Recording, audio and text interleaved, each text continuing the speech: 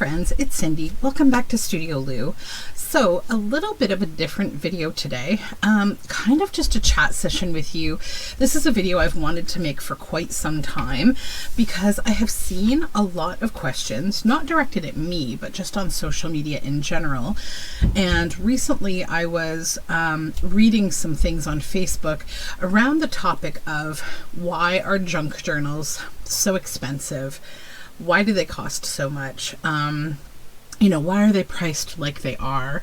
And I was kind of, reading sort of a lot of opinions, and I wanted to just chime in with my feelings on the topic because I think it's something we should all talk a little bit about. So myself, my personal experience as an artist, I've been actively selling my work since 2000, and I have done a whole lot of work, personal work on understanding pricing and how to sort of deal with all of that. It's not fun, right? Artists especially, we, I think as a group, have a hard time.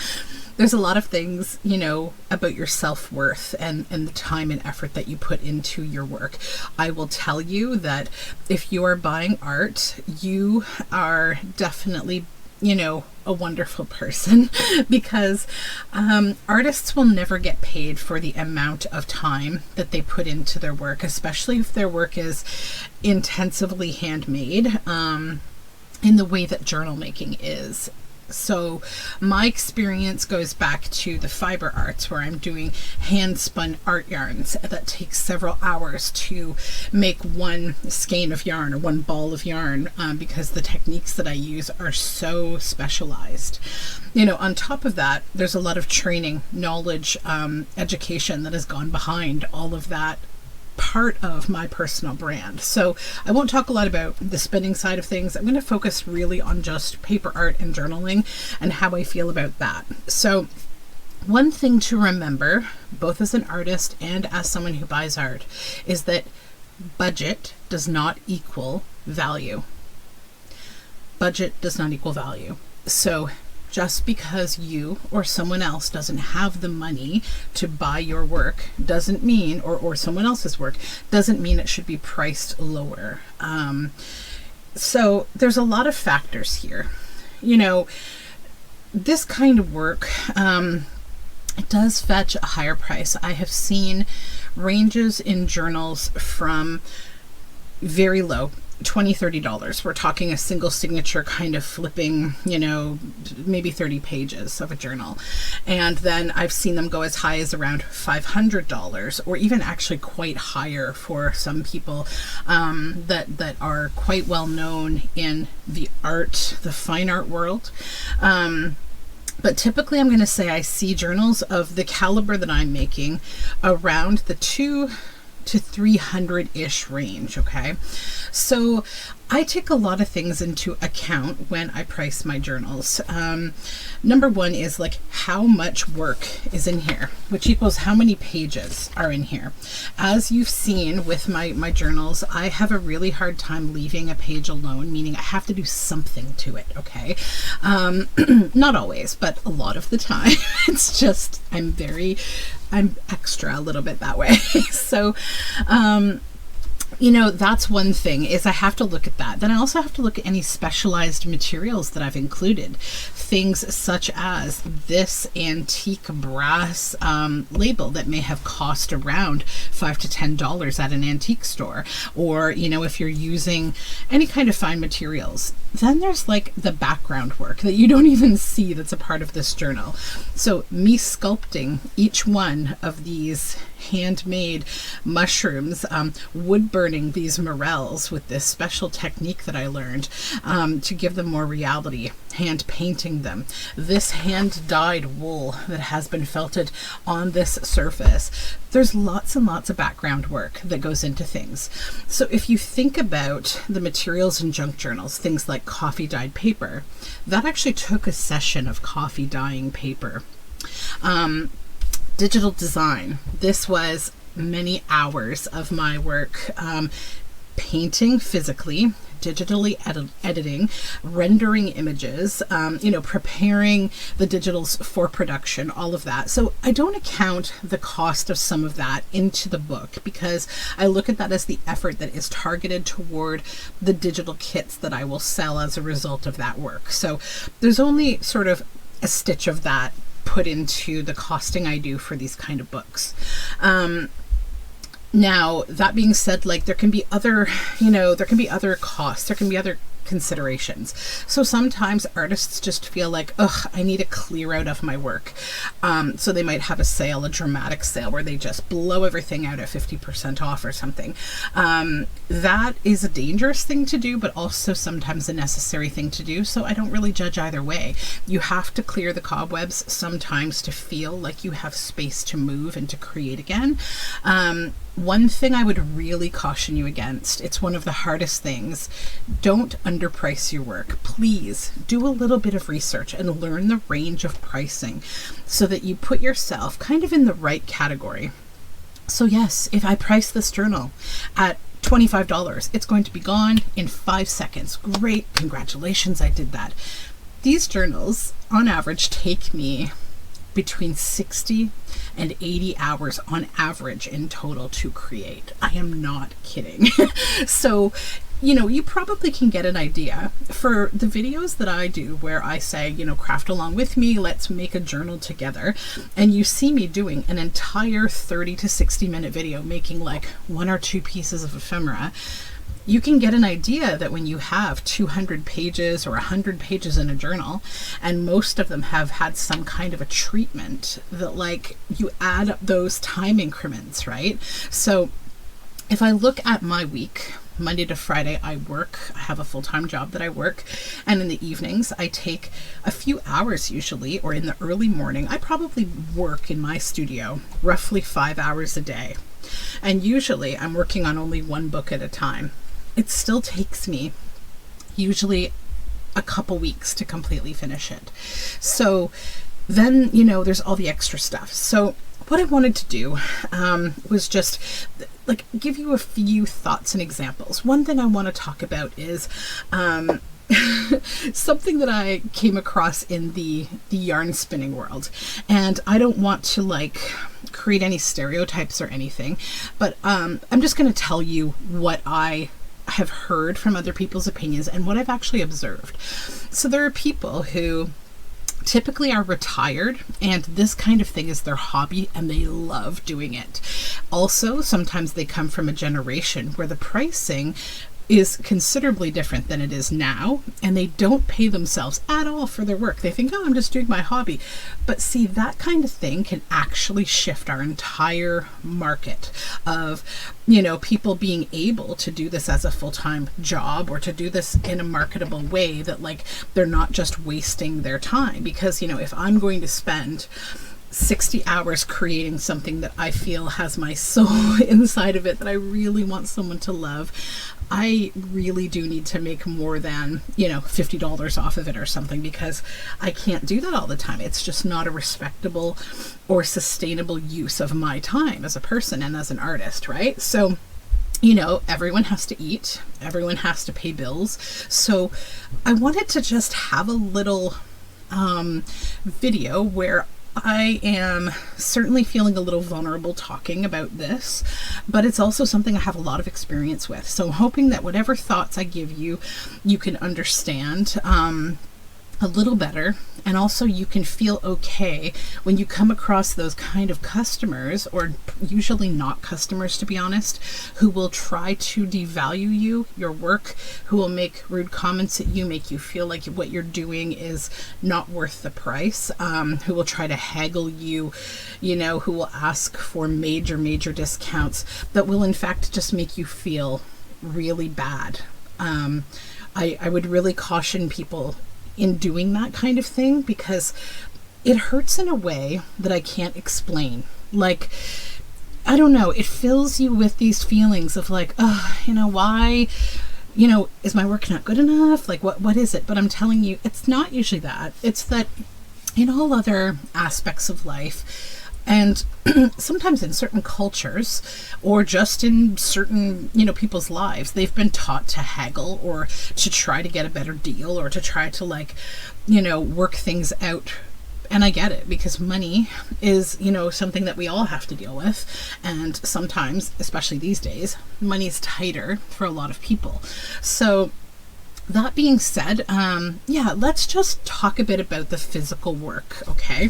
So I'm going to use my 2 latest journals that are part of my recently launched digital collection here to have this conversation, because this one is, these journals are packed with a lot of examples of what I'm talking about. So, as you've probably seen if you follow me, this is a digital collection that I spent probably a little over a month designing, okay? So it is many, many techniques that got me here. So first of all, both of these are in vintage books, which depending on where you live, the price may vary if you can get them cheaply at a thrift store, or you have to go to a vintage bookstore if you're looking for interesting covers, those kind of things. All of that should be taken into account. In this case, these covers are really my design. The book itself doesn't particularly matter. Now, these obviously have an extra piece of art attached to them. These are mushrooms that I sculpted, that I've embedded metal wire and into brads, and I have hand carved them, hand painted them, and affixed them here. This green wool you see is hand dyed by me, it's hard to explain, but basically I go from the step of shearing the sheep to dyeing the wool, and later on spinning yarn, because that's another aspect of what I do. This is an antique book plate that I did purchase that was a little more expensive than the type that you might get somewhere cheaply. And this fabric, both here and here, is cotton fabric that I painstakingly eco-printed with plants in dyeing sessions that I do. So that's kind of the hours of other background work that you don't see. In this case, for these journals, I've included an extra, which is a locally Waldorf made pencil that has been made from wood by a local artisan. So you open up the book. So this paper is a high-end scrapbook paper that is a little more expensive, typically $1 to $2 a sheet. Here, lots of work went into this collage. It has stamping, which takes time. It has, collaging. Behind here is some other stamping. This is an envelope I've stitched around it. I'm only going to talk not about the journals, but just about the things that took extra work. So obviously there's the making of the journal and the binding and all of that, all of the just making every page unique, the signatures, all of that. So this is a page from a beautiful vintage botanical book. So getting those kind of books often can be a little pricier than just your average thrift book. So this is coffee dyed paper that was part of a coffee dyeing session.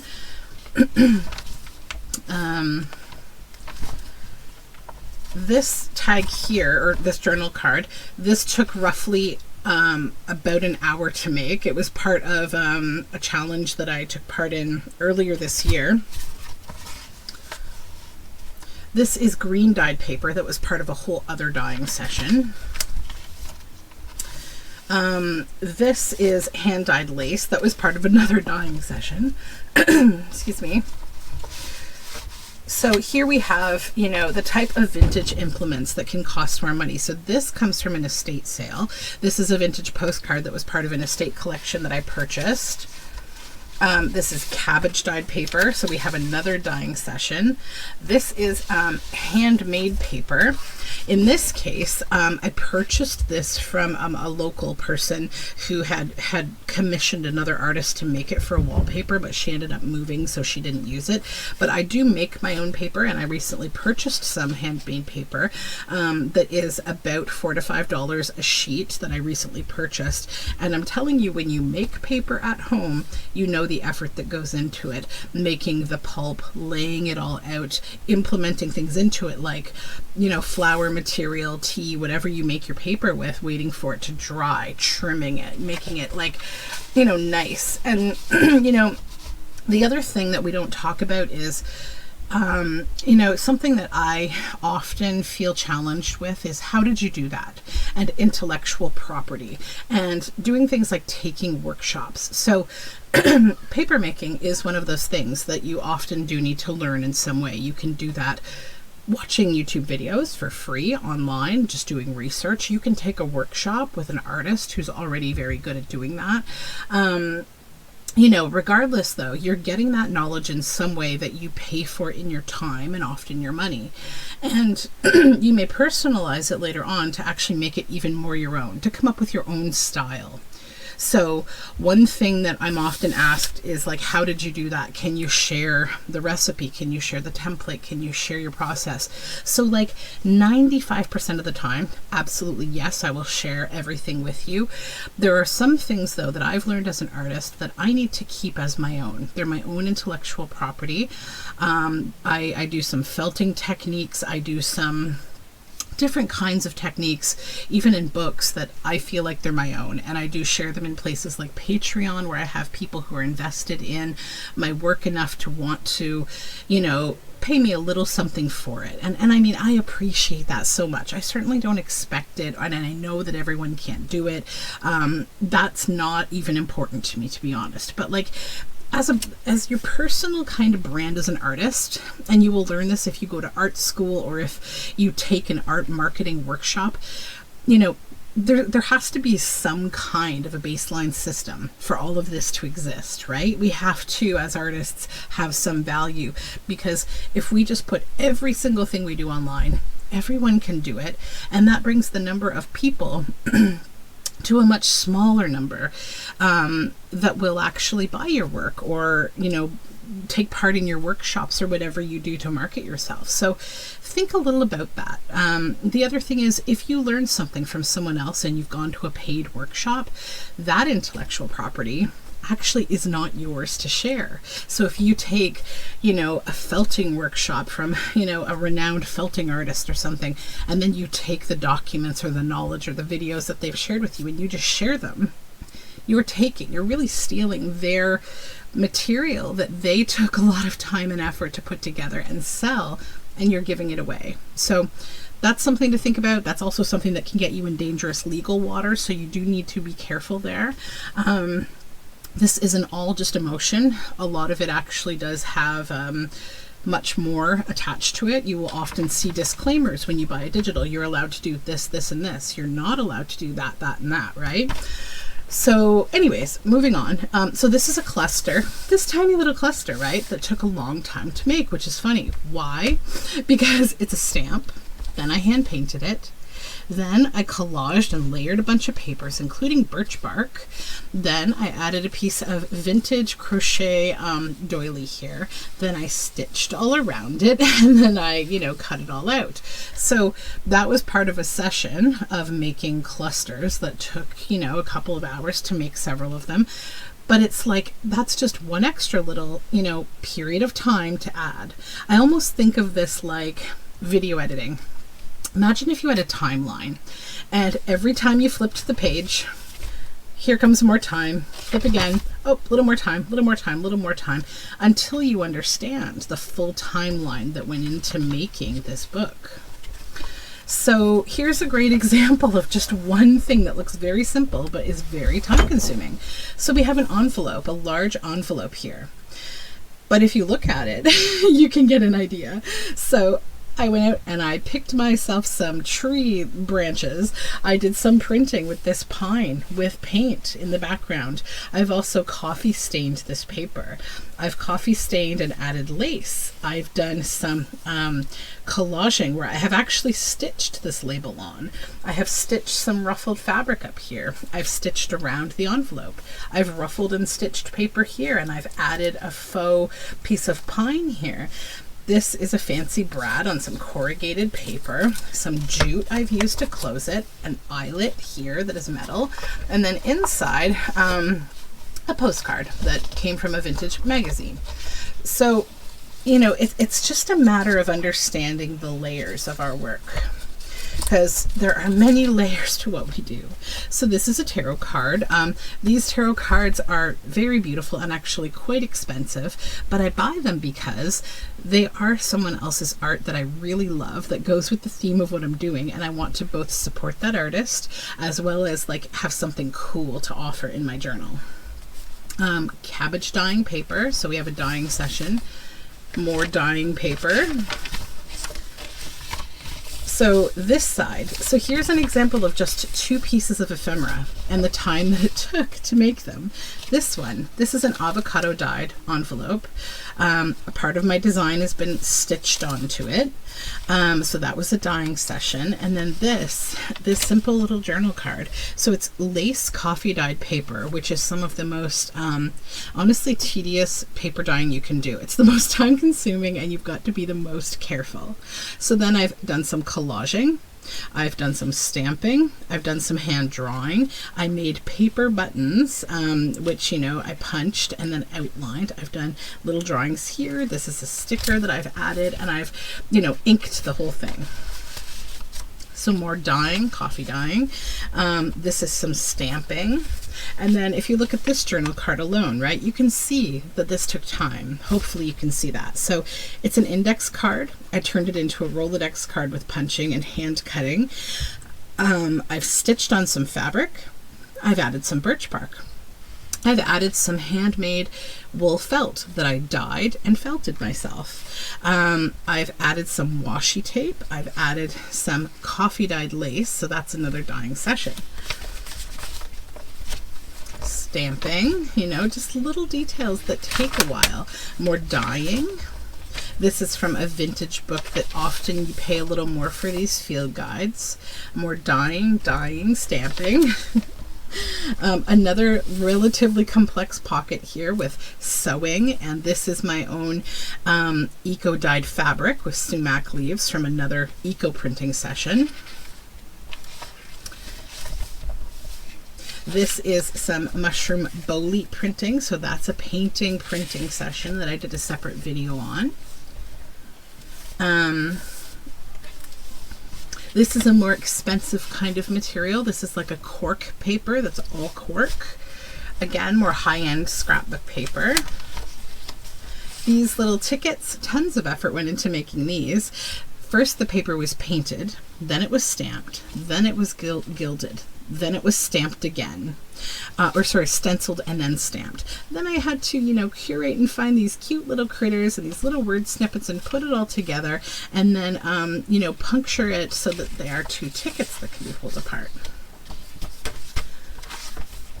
So another pocket that just shows you effort, right? So we have this itself was like one piece of kind of cardboardy type paper. I have torn additional pieces of paper to add to it, which have been painted and inked. I've inked around here. I've added some threads and these birds with some other bits and bob underneath too, like these silk leaves to kind of give it a little bit of rise. I stamped this number and inked it. This is some lace. So see, just like one little piece of ephemera that probably took at least 30 minutes to make. So more bolete printing. You know, more eco printing here, lots of collaging and layering, dyeing, stamping, more dyeing, stamping and dyeing. This is something that comes from a lovely collection by another artist that again is about $25 to purchase this collection of envelopes and cards. So that's something to keep into account, that there, you know, there's a few dollars there to remember that you're putting into this journal. So then another funny little detail that you often see in these journals are rusted paper clips. So that's another whole, you know, session of material making where you're taking paper clips and you are rusting them and you're, you know, going through that process and waiting. More dyeing. And again, another little complicated cluster like the last one that I explained. Again, more higher end scrapbook paper. More dyeing. And then this, another piece of complex ephemera, this envelope. So this is milkweed that I gathered, milkweed seeds, and collaging, and some actual real leaf plants under here too. And then the whole thing's on coffee dyed paper that I have then laminated. So, and then inked around the edges. I think you know where I'm going, right? So you can see the work in this. This was, you know, the papers were coffee dyed, put together, gilded, stamped. This is actually a vintage image of a bird from a field guide book. More dyeing. Avocado dyeing. More dyeing sessions.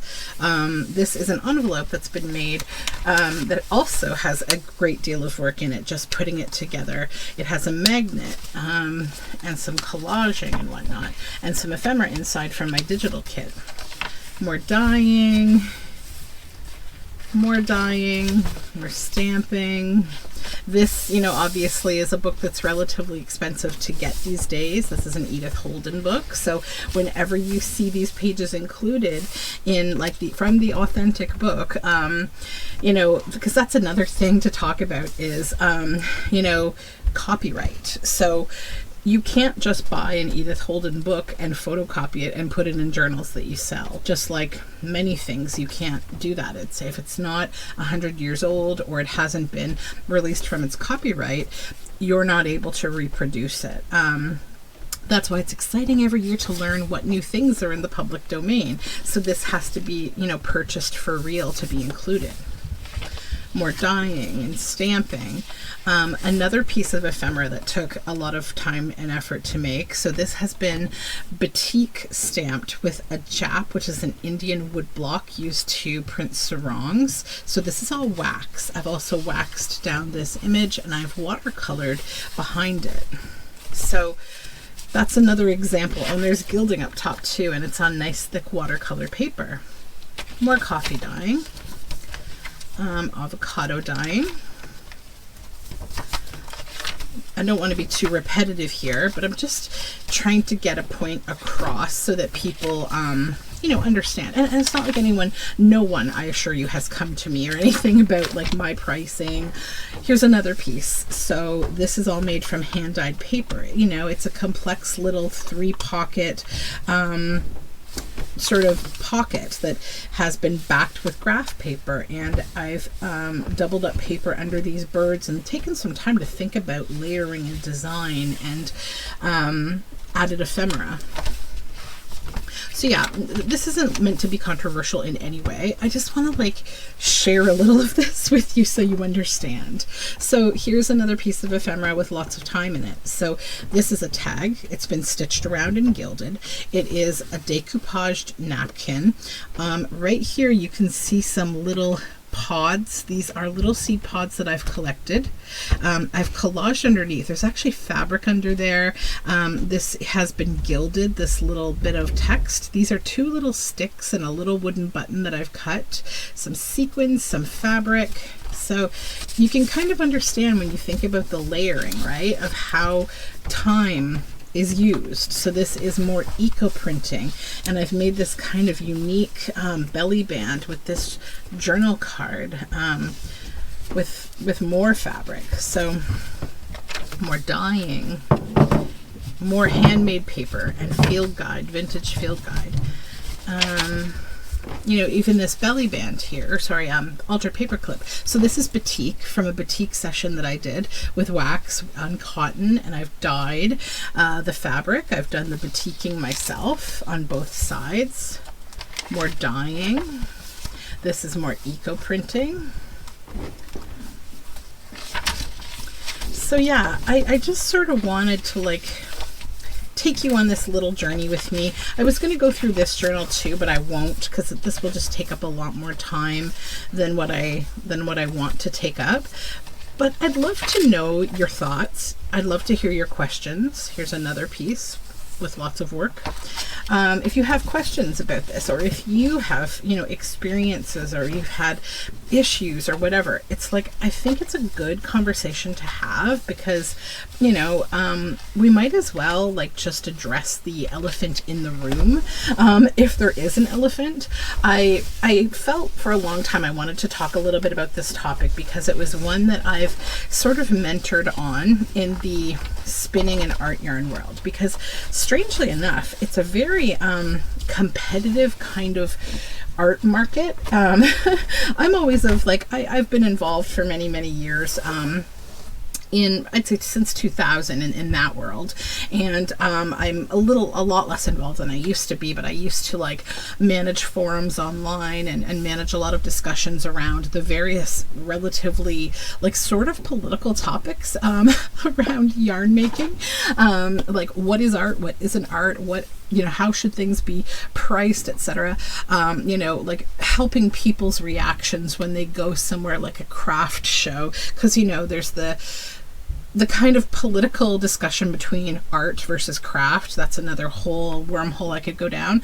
And people getting really annoyed when they go to like a craft fair and they see, usually in a guild, where the people, are a little bit older, they're retired, and they're doing things like knitting a whole hat and selling it for like $5 or something, and it will be made from their hand spun yarn. Like there's probably at least 50 hours of work in something, and they're selling it for $5. And it's like, artisans who come in and they've, started to build their own brand, and they see this and they're selling their hat for $150, and they're looking and they're like, yes, mine's more complex, but like, why is the market so very, very different? So probably both of those people are doing something small and wrong, like we all do, right? But there's ways to like improve and kind of bring us in a little bit, so that we're offering our work at the right price and at a reasonable understanding of the price. So yeah, it's something I say not to get angry about. Also, don't pay attention to competition. There is room for all of us. You have your own unique style, your own brand of what you do, and you bring something to the table. And with YouTube and with journal making, it's going to be a lot of factors. It's going to be your personality, your video, your videos, be it the quality, the style, whatever. If you're sharing a lot of tutorials, you'll probably get more viewers, because people do come to YouTube to want to learn, and that's something I know for sure can really raise your viewer count.